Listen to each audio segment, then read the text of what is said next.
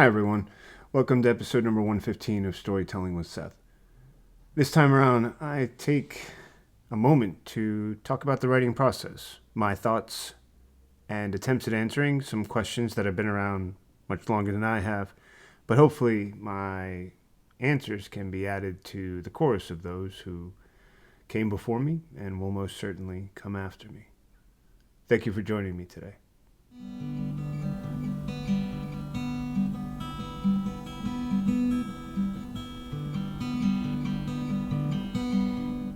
Welcome to episode number 115 of Storytelling with Seth. This is season 5, and I know it has been a little while since I have released anything new.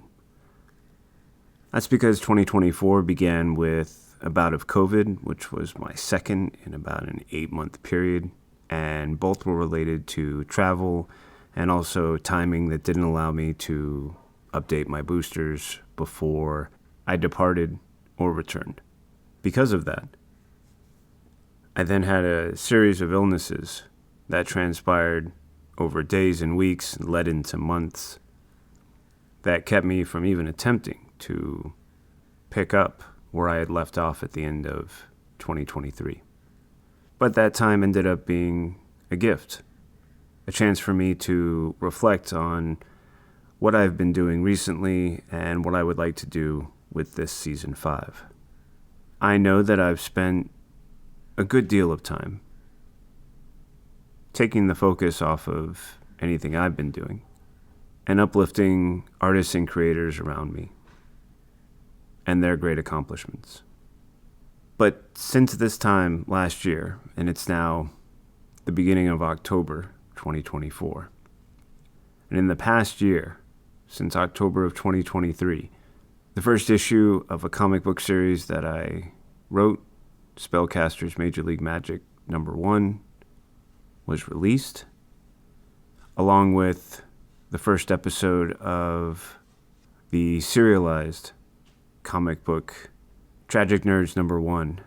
And just a few days ago on October 2nd, the essay anthology Comics Lit Volume 1 was released, featuring an essay from me titled Myths and Vines, the Reincarnation of Bacchus and John Constantine. There's more on the way, not only works that are completed and that will be released, but also those that are in the works. And the more that comes out, the more I believe I am understanding the questions that I would like to frame and begin to answer. I don't think I have all the answers, or even the best answers, but I do believe that I'm getting better at understanding how I feel about certain questions, especially as they relate to craft and story and what I want to say and hope that I am getting better at saying. You'll note this is a shorter episode because I'm spending time approaching one of those questions and doing my best to share my thoughts and insights. And I think the more I do, the better I'll get. But that in between future interviews that I have coming your way, I want to do my best to share what I think I am learning and beginning to not only understand better, but express better. I hope this is the first of many, and I'm excited to share what I am continuing to understand. And along the way, I'd love to hear your thoughts and comments about how close you think I've come, and also where my answers align with yours and where they might not. And through that, bridge the understanding between how we all see and understand stories, the whys and the hows surrounding that, and the importance of broadening my spectrum of understanding and everyone who is developing their own understanding of stories, of storytelling, and of the elements of craft that we continue to work at. Thank you for tuning in today, and stay tuned for as many episodes as I can fit before 2024 and this season 5 come to a close. I think that one of the hardest things about creating a program of any kind is removing yourself, or myself, as much from it as possible. I don't like to get in the way. That's actually been a signature part of my life for quite some time.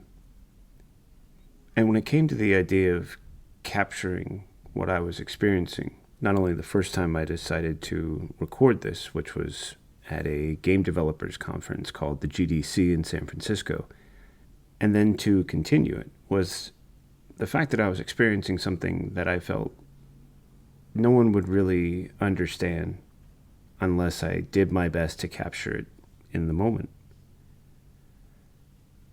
From there, I shared a few stories with some friends who I was working on a game project with that unfortunately never went anywhere. However, it did leave me this yearning to keep talking about things that I felt were important, things that I felt can get lost in the shuffle. And this led to a desire to find people and find stories. And that was the easy part, because it was a perfect way for me to get out of the way.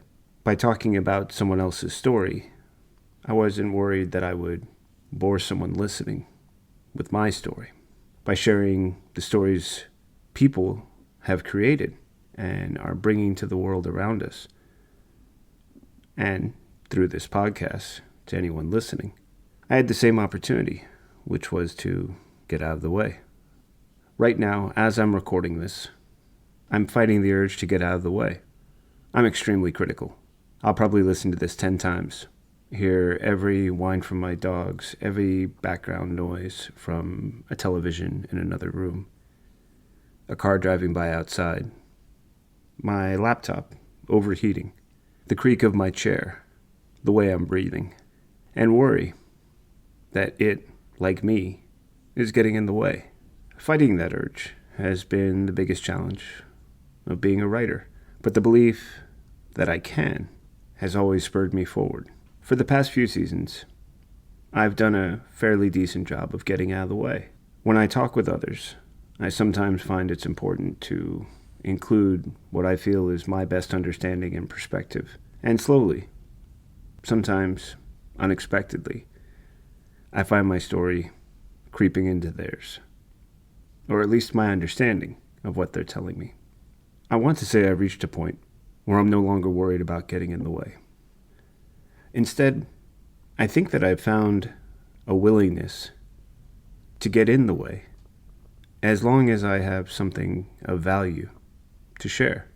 And I felt that if I was going to make the effort to say something, that the best thing I can probably do is start with who the person is that you're listening to right now. My name is Seth Singleton, and I'm a writer. That word has different meanings for many people. Not only fans of stories that we all know and love, fans of stories loved by everyone, and fans who simply love stories, but also by every person who has sat down with the intention of telling a story. And that leads me to my first question that I am going to ask of myself and answer for you. My hope is that the answer, not only to this question, but others, will shed some light on who the person is you've been listening to and the reasons behind the guests I've had on and the questions that I ask. I might be dancing around getting to the part where I actually answer the question, so let me say it again. Why do I write? I've been thinking about this answer for a few days.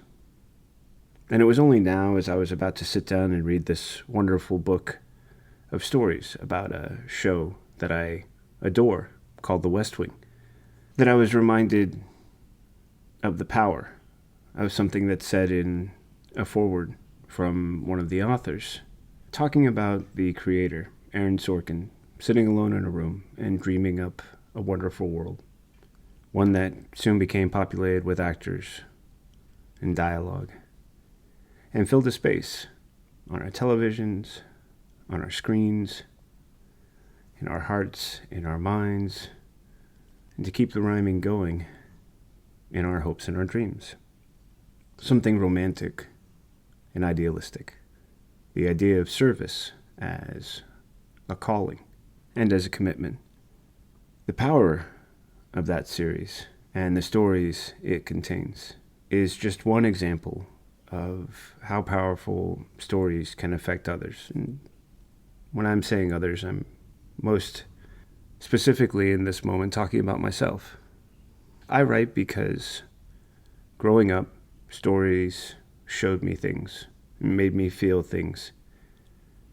And there was a power in that.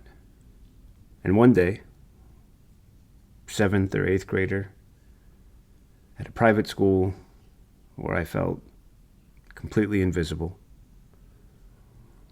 a substitute teacher asked us to write something creatively.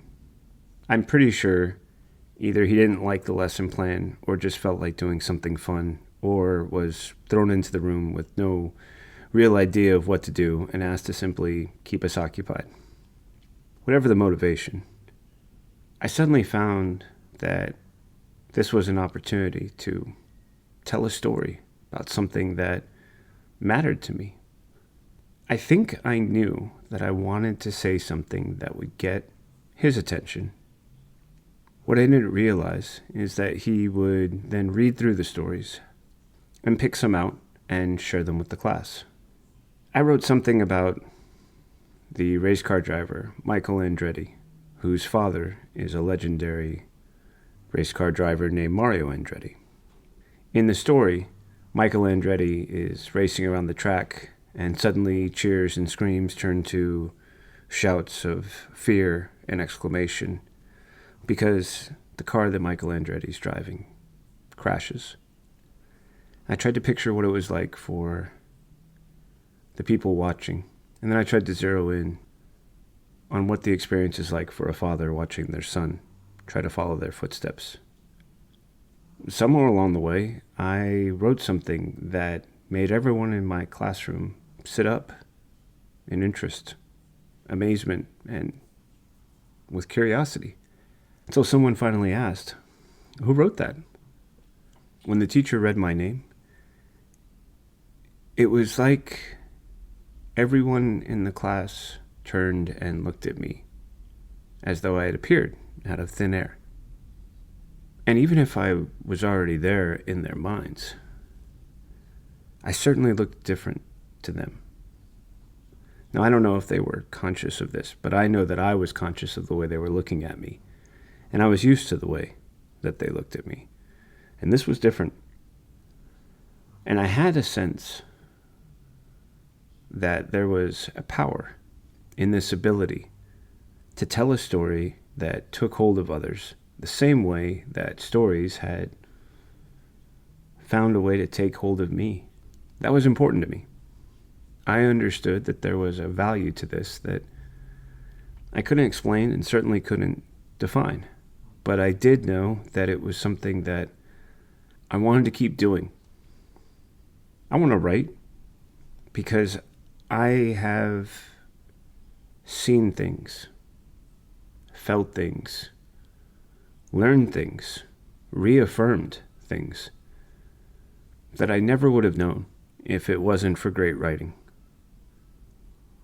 In the beginning, it was mostly books, but I soon came to appreciate great writing as it exists in movies, and then through shows like The West Wing, which was one of the first times I felt that television could feature exemplary writing of this caliber, of such a caliber that the stories I watched and enjoyed were stories I wanted to tell, stories I wanted to align myself with.